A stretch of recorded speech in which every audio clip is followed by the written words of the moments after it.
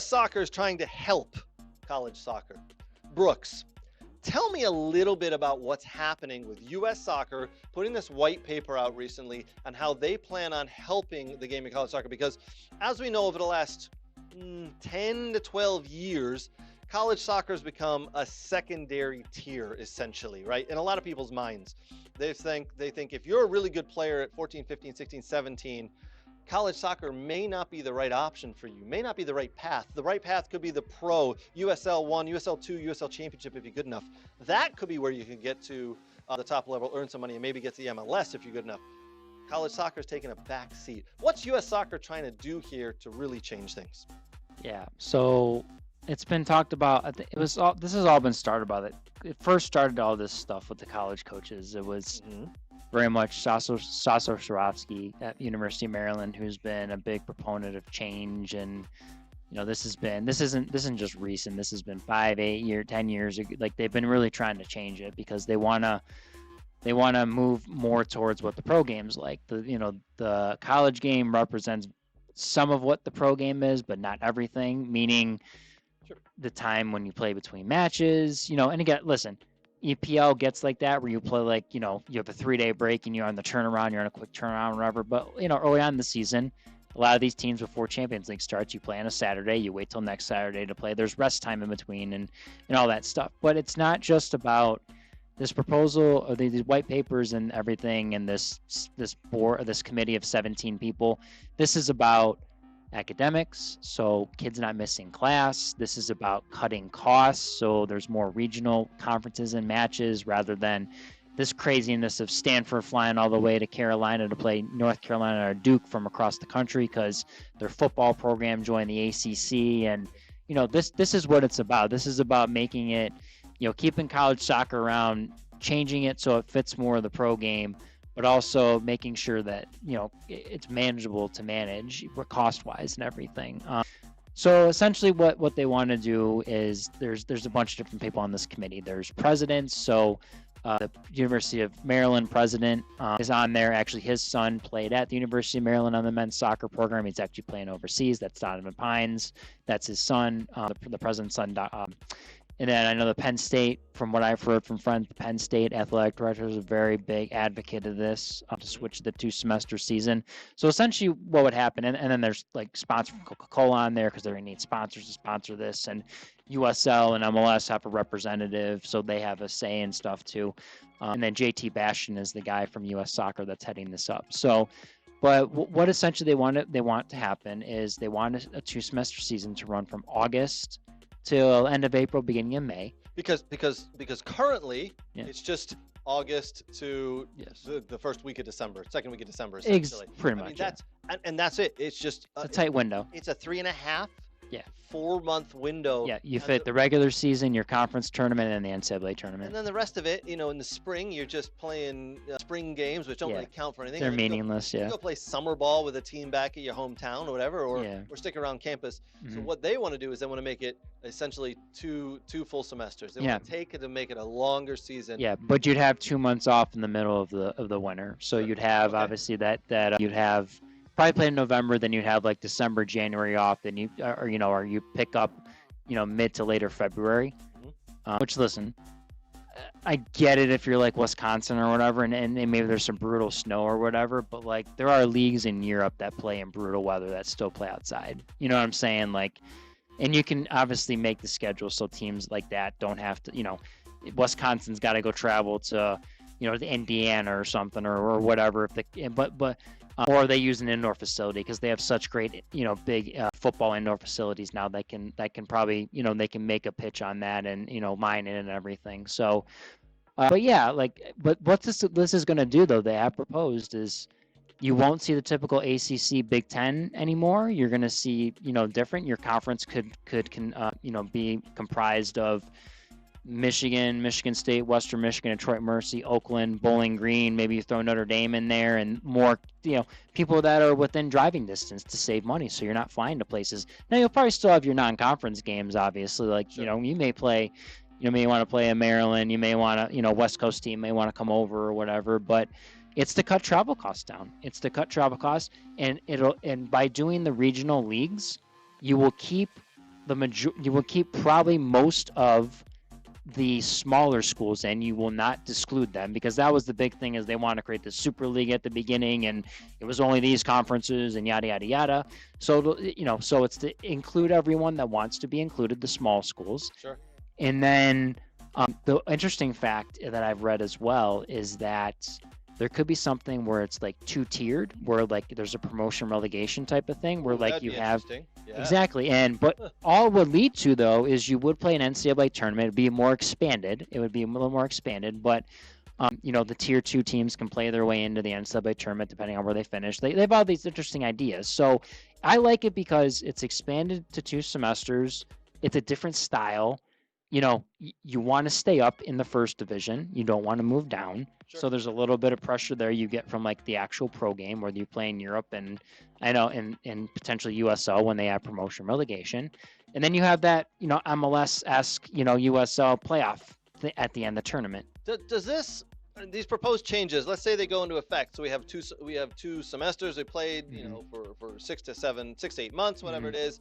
There's a tiered, so there's promotion, relegation. Does this help the player? Does this help the individual players? Does it help the program? Because ultimately a lot of these players, they come to the universities, they come to the college, whatever it is, whether they go to get an education and then to play soccer with the hopes of potentially listen, 9 out of 10 players who go play college, their goal is, 1, to get an education, but 2, I want to go pro. I want to get to that next level. Does it help? Does this new format help the player get potentially to that next level? Does it help them get better at soccer and get prepared to play as a professional one day? I think it keeps them healthy, because like when when you played at Michigan State, you pick up an injury, you may miss 5 games depending on how bad the injury is. Which is 30% of the season. You're exactly. Like, oh, me, right? Exactly. Yeah. I think this does numerous things. So it keeps you in class, obviously. So you've done it before. You know how hectic it can get. I miss a final, or I miss a midterm. I got to do something. I miss a project. I got to turn it in early and do stuff. And so it helps from that. But the interesting part of this is I think it does help the player in the long run. But I think it helps the pro leagues in the long run, because most college facilities are not better than MLS, but better than probably most USL facilities, depending on your field you have, the trainer, the weight room, because it's already there. But what this also does, MLS Next Pro to me, and I think MLS is a driver of this, and I think USL is fine with it. For me, I don't think it's competitive enough to develop the players that MLS is hoping to develop, and I think they'd rather just, and it costs the owners money. You're spending, it could be a couple million, it could be more than a couple million for signing players, paying staff, flying to places, because they're flying everywhere to play in your conference and whatever. I think what this does is, I know it's not an excuse for MLS, but it's kind of a way to be like an easy get out for MLS, to be like, we don't want to say our league folded MLS Next Pro, but we'll look at the good guys and be like, hey, here you go, college soccer. Like, Columbus Crew, like, go play with Mazonoff at Ohio State. We'll keep tabs on you. Go play for Chris Grassi at Marshall, and we'll keep tabs on you. Or West Virginia. Like, you can delegate it to that, and then now you've given it more of a pro-style league where kids can go get an education. They can go play competitive soccer. And, I mean, this is what I think it kind of turns into as well. Like, it makes it interesting for some of these pro clubs, and they save money possibly. And maybe U.S. Soccer and the turnaround says this. They say you can get rid of these second teams, because I think honestly most MLS teams don't want them, but you have to have a small investment in this league for U.S. Soccer. And the interesting part is, do they stay with the NCAA? Because it sounds like from the papers the documents I've read, that the NCAA is going to have essentially no impact on this. Interesting. I do have a question. So I don't know if a lot of people know how NCAA hockey works. A lot of the players who are playing hockey in NCAA, their rights have already been drafted, and they're owned by an NHL team. Sure. Most of them, yeah. Or another pro team in another league. Yep. So they're drafted, let's say decided by the Detroit Red Wings, but then they're allowed to go to college, right? So they're not being paid, but we own your rights. Yeah. So then the hockey player goes and plays at Michigan State for 3 or 4 years, and then when he's done, it's a growing, right? So you get an education, but you also learn the game, and then the Red Wings would keep tapping a player. Do you see something like that happening, or is that just miles off in a way different direction? I really hope that doesn't happen, because then all of a sudden you've got these pro teams dictating where the players go to play. I hope it still stays high school or aged players are good and they're recruited to play by the universities, because going on recruiting trips and picking that team that you want to go play for, not the Columbus Crew drafted my rights and they're telling me now to go to Michigan or to It's going to be for Ohio. the academy players. Yeah. The academy players that in the MLS academy, you could see them working with maybe certain universities or coaches possibly.